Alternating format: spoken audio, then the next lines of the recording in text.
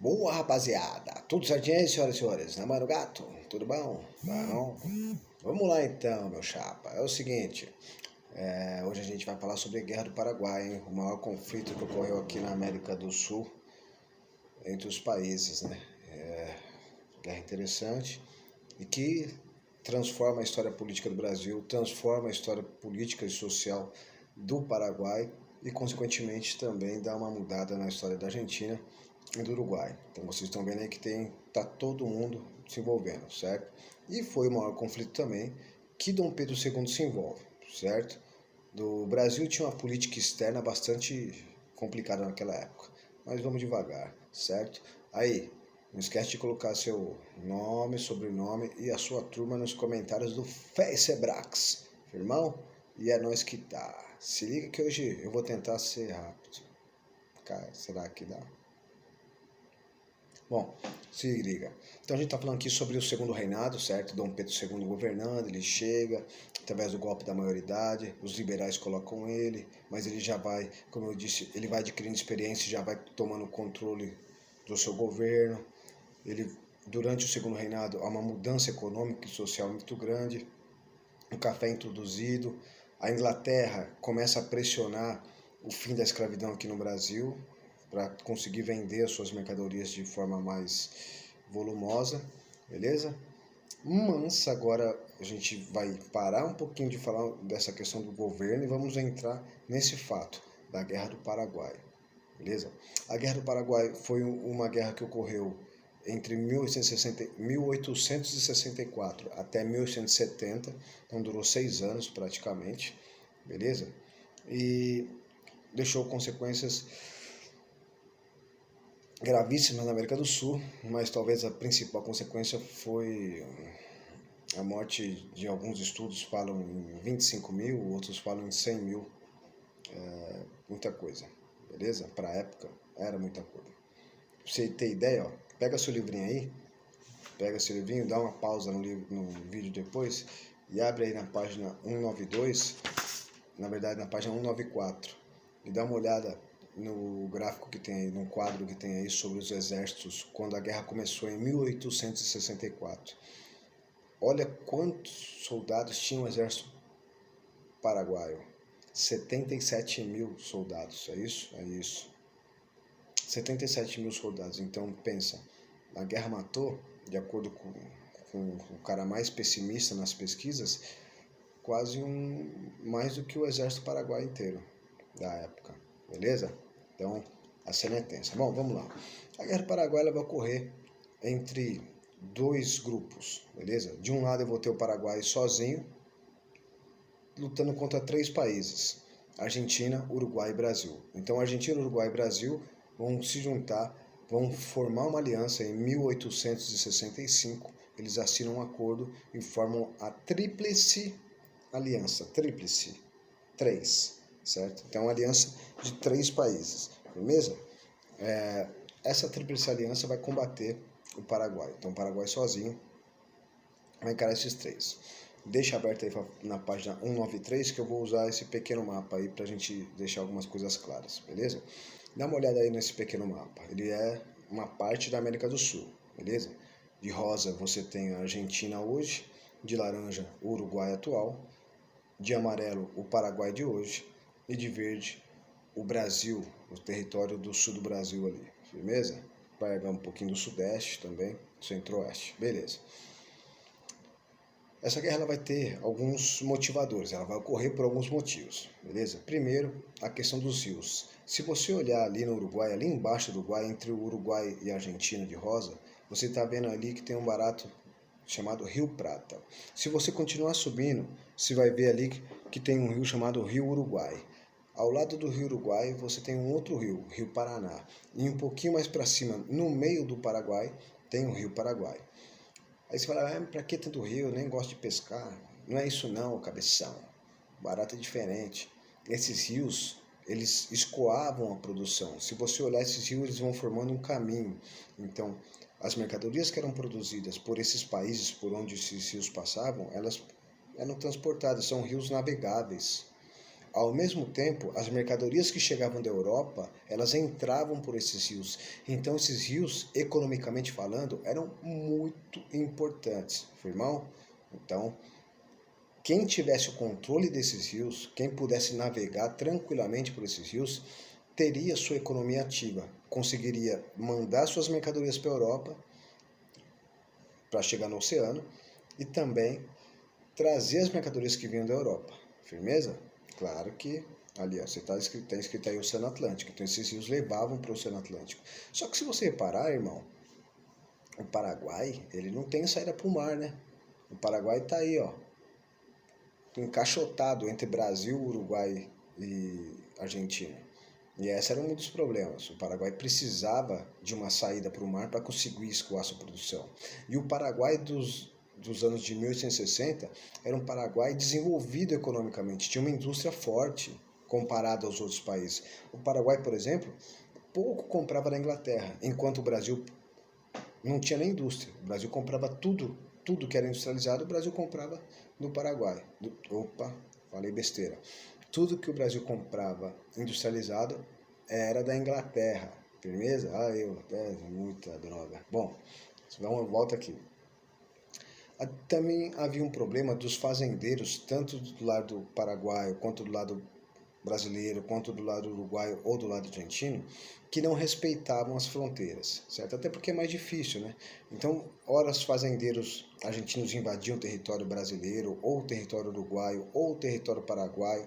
Tinha hora que eram os fazendeiros paraguaios que invadiam os outros territórios. Era uma bagunça ali, beleza? Era difícil controlar essa questão de fronteiras. E isso começa a gerar alguns desconfortos entre os governos, beleza? Além disso tudo, cara, você tem uma questão dos governantes quererem estabelecer o seu poder na região, beleza?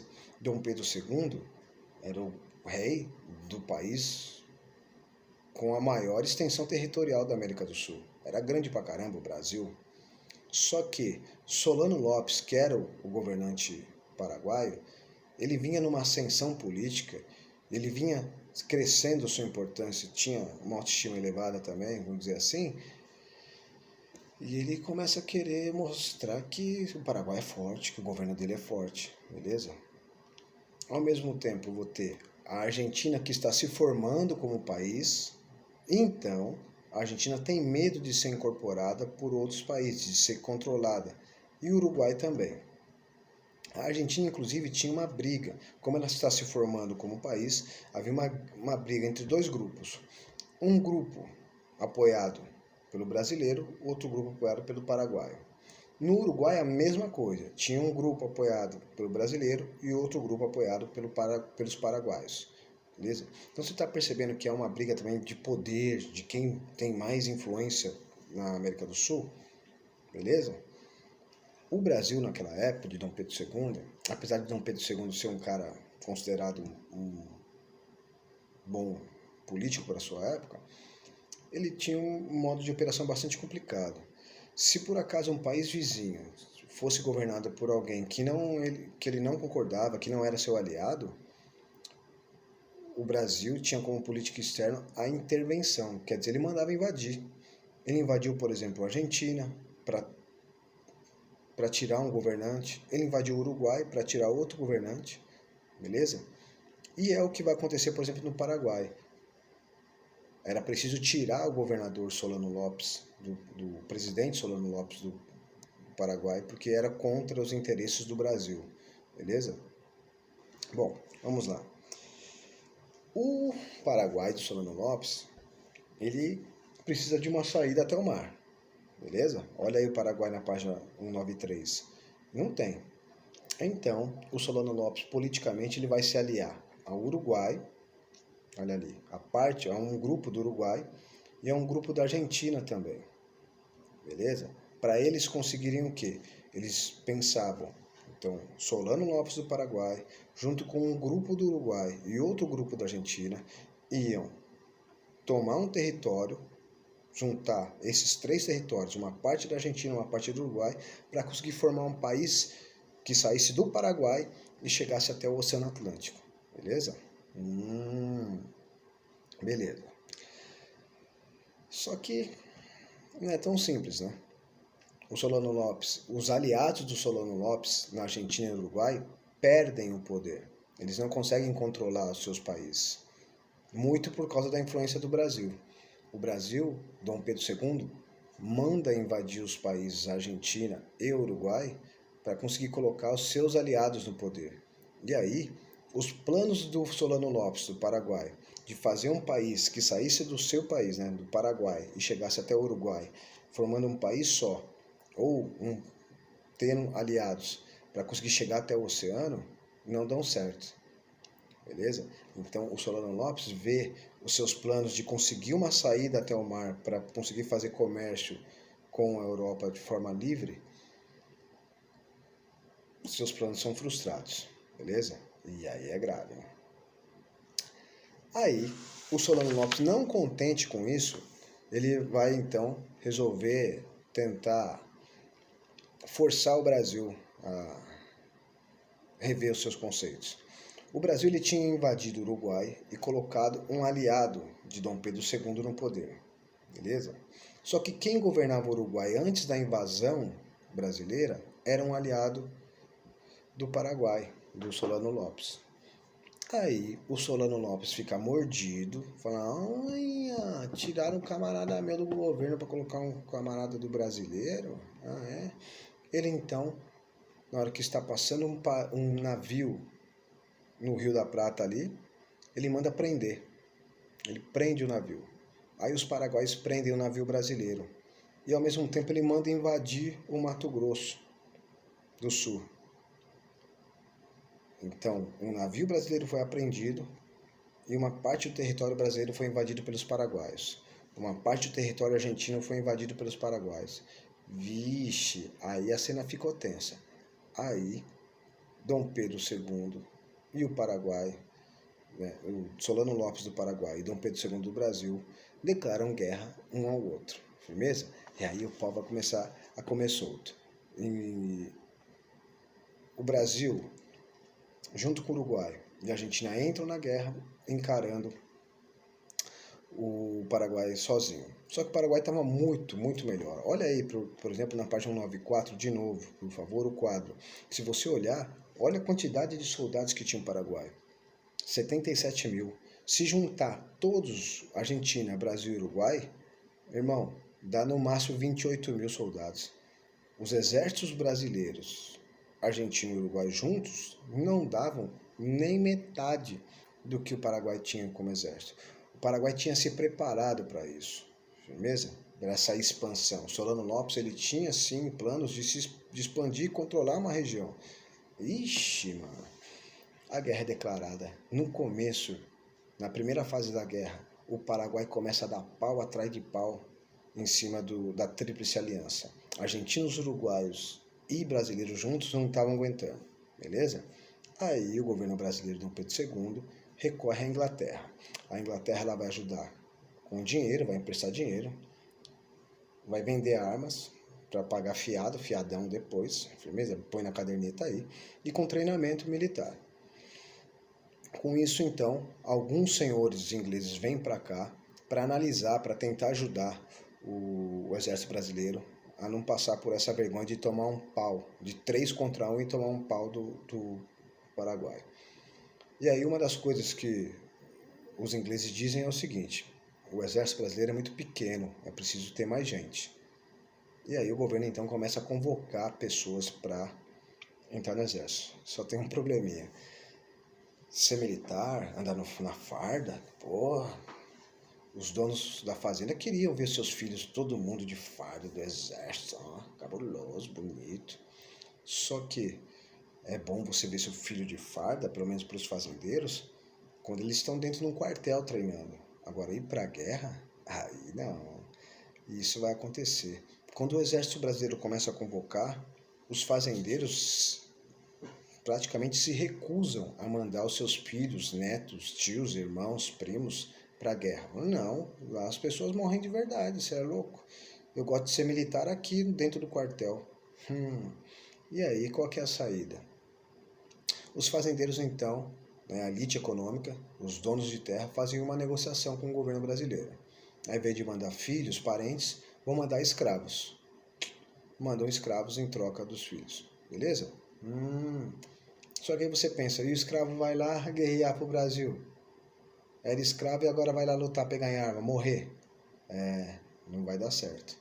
Para tentar incentivar esses escravos que seriam mandados para a guerra do Paraguai para aumentar o exército brasileiro,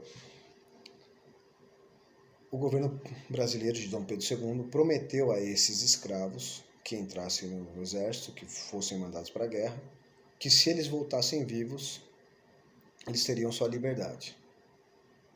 Agora pensa, você é um escravo, você não tinha possibilidade nenhuma de ser livre, certo? Era muito difícil.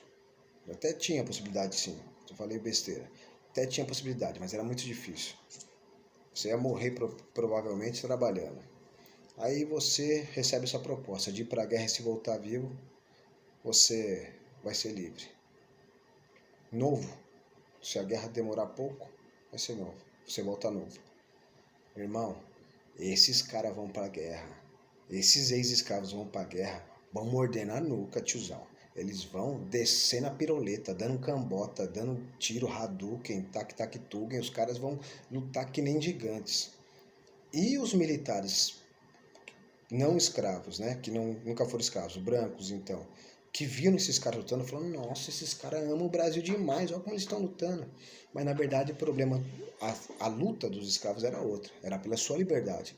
Então eles vão integrar o exército brasileiro, mas pensando, eu preciso sair daqui vivo, porque eu preciso ser livre.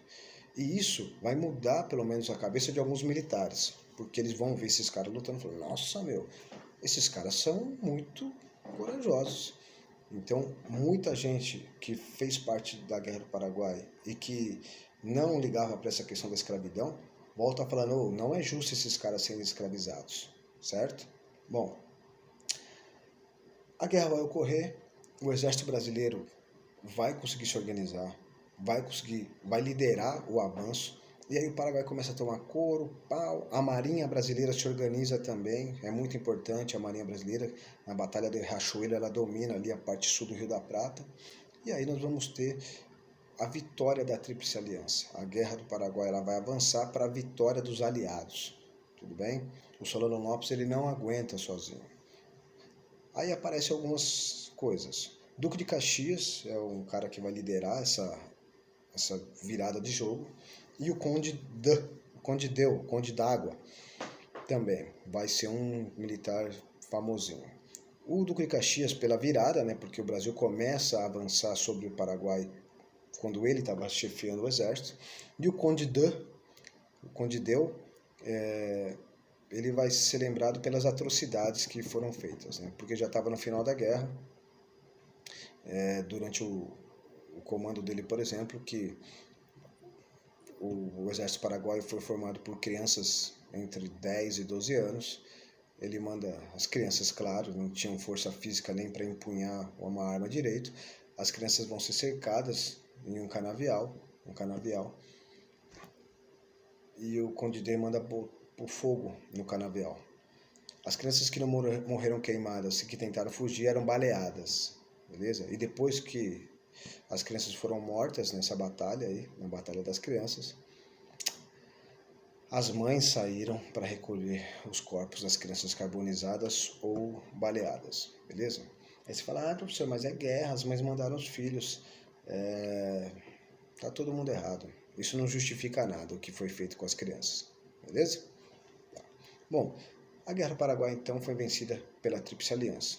O Brasil vai colocar algumas imposições. Se você olhar na página 193 de novo no mapa, você vai ver que o Paraguai perde algum território. Esse território que está listrado são os territórios que o Paraguai perdeu após a guerra.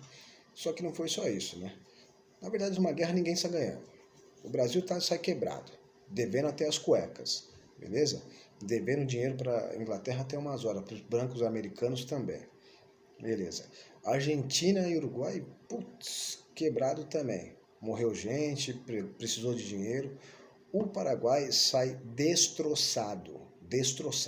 Ele perde dinheiro, perde território e principalmente perde muito, mas muita gente na população, muita gente. beleza? 95% dos homens adultos morrem na guerra. Uma nação que não tem homem é grave, beleza? Tirando as brincadeiras, como eu já ouço toda aula, agora espero que, que não tenha tido, né? Mas toda aula que eu falo sobre isso, os caras, ainda bem que não tinha homem, pelo amor de Deus. Mas, irmão, economicamente isso é um problema seríssimo, tanto é que alguns historiadores, alguns analistas falam que os efeitos da Guerra do Paraguai duram até hoje para o Paraguai, tá bom? E o Paraguai quebradão, zoado, vai precisar de muito tempo para começar a se restabelecer. A indústria do Paraguai, que era forte, que era legal, já era, está toda no chão. E para o Brasil, o que acontece? O exército brasileiro vai para essa guerra do Paraguai sem organização nenhuma, mas quando ele volta, ele está muito bem organizado. Lembra que a Inglaterra veio, fez uma ajudinha de organização, e além de voltar organizado, acontece algumas coisas. Primeiro, você já sabe, muitos militares voltaram pensando no fim da escravidão, porque não era justo que aqueles caras que lutaram tão bem, fossem escravizados, ou os parentes dele. E foi engraçado, ou trágico também, porque muitos soldados ex-escravos, quando voltaram, tinham seus parentes ainda escravizados. Esses mesmos militares brasileiros, lá na guerra, tiveram contato com uruguaios, tiveram contato com argentinos, e Argentina e Uruguai não era monarquia, lá não tinha um rei, lá era república. Aí os militares já voltam falando em fim da escravidão e fim da monarquia, já não viam com bons olhos um rei. Era preciso ter um novo tipo de governo, uma república, onde as pessoas pudessem participar, onde os militares pudessem participar. Então os militares voltam com uma moral bem grande, falando, opa, a gente é importante pro barato, hein? E aí eles começam a querer participar da política. Então, até então o militar não era porcaria nenhuma na política brasileira. Na volta do Guerra do Paraguai, os caras começam a falar, opa, eu quero participar. Esse negócio de só Dom Pedro mandar tá errado. Firmeza? Mas a gente não pode esquecer também que tá devendo até as calças, beleza? Mas assim acaba o maior conflito da América do Sul, o maior conflito em que o Brasil se envolveu, beleza? Em política externa. Firmeza? É nóis? Bom, falei mais do que eu devia. Senhoras e senhores, espero ter ajudado. Qualquer dúvida, só liga a nós, manda perguntinha aí, firmeza? E tô por aqui. Espero ter ajudado. Muito obrigado pela atenção e paciência. Me desculpa usando a proporção. Vai de leve na mão, guarda na Marília. E não esquece da máscara, rapaz. Não aguento mais ver você andando na rua sem máscara. Pelo amor de Deus, cara. Você vai pegar o coronga e aí eu vou ficar com saudades. E eu tô aqui, ó, trancado. Inclusive perdi até a chave de casa. Fui. É nóis que tá.